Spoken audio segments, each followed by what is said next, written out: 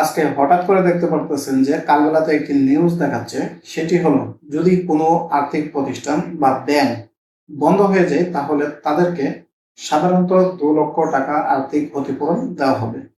এখন প্রশ্ন হলো যে আপনারা যারা ডিপোজিটে আছেন অথবা অর্থ রাখেন যে বিভিন্ন ধরনের ব্যাংকে, তো সেসব ব্যাংকে যখন রাখেন তখন যখন ব্যাংক বন্ধ হয়ে যায় কোনো কারণে অথবা দেউলিয়া হয়ে যায়, সরকার সেটাকে বন্ধ ঘোষণা করে অথবা সেটাকে আর চালানো সম্ভব নয় বা টিকিয়ে রাখা সম্ভব নয়, ওই ধরনের ঘোষণা করে, তখন সবচেয়ে বেশি ক্ষতিগ্রস্ত যারা হয় তারা হলো গ্রাহকরা বা ডিপোজিটাররা। এখন প্রশ্ন হলো, এই আর্থিক খাতে যদি কোনো ব্যাংক বন্ধ হয়ে যায় তাহলে সরকার কেবলমাত্র আপনাদেরকে 2 লাখ অর্থ ফেরত প্রদান করবে। এই ধরনের নিউজটা কিন্তু আপনারা দেখতে পাচ্ছেন আজকে কালবেলাতে প্রকাশ করা হয়েছে। এখন প্রশ্ন হলো, হঠাৎ করে এই ধরনের নিউজ কেন সামনে আসলো? যে আপনারা প্রত্যেকেই জানেন যে বাংলাদেশের সবচেয়ে বর্তমানে দুর্বল ব্যাংক আছে 5টি। সেটি আপনারা প্রত্যেকেই জানেন যে এই 5টি ব্যাংক নিয়ে বর্তমানে খুবই জর্জরিত। গ্রাহকরা অর্থ ফেরত পাচ্ছে না। তারা যখন অর্থের জন্য যাচ্ছে তখন কিন্তু অর্থ দেওয়া হচ্ছে না। এখন প্রশ্ন হলো, এই যে ক্ষতিগ্রস্ত 5টি ব্যাংক আছে, সেখান থেকে কি কোনো ব্যাংক বন্ধ হয়ে যাওয়ার সম্ভাবনা আছে কিনা?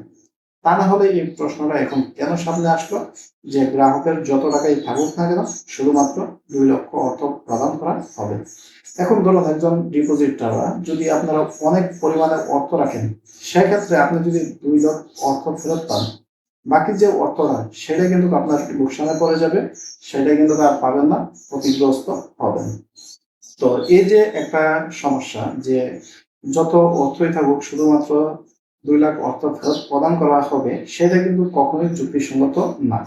কারণ একটা গ্রাহক অনেক কষ্ট করে তার সারা জীবনের অর্জিত অর্থ সেই প্রতিষ্ঠানগুলোতে রেখে, সেই প্রতিষ্ঠানগুলো যে ঋণ খেলাপির কারণে জর্জরিত হয়ে বন্ধ হয়ে যায়, সেক্ষেত্রে যদি সবচেয়ে যারা লুণ্ঠন করেছে বা অর্থ পাচার করেছে, অর্থ আত্মসাৎ করছে, তাদেরকে ধরার প্রচেষ্টা না করে সেই প্রতিষ্ঠানগুলোকে যদি বন্ধ করে দেওয়া হয়, তাহলে কিন্তু দিন শেষে যারা সাধারণ মানুষ আছে তাদের সাথে অন্যায় করা হবে, জুলুম করা হবে।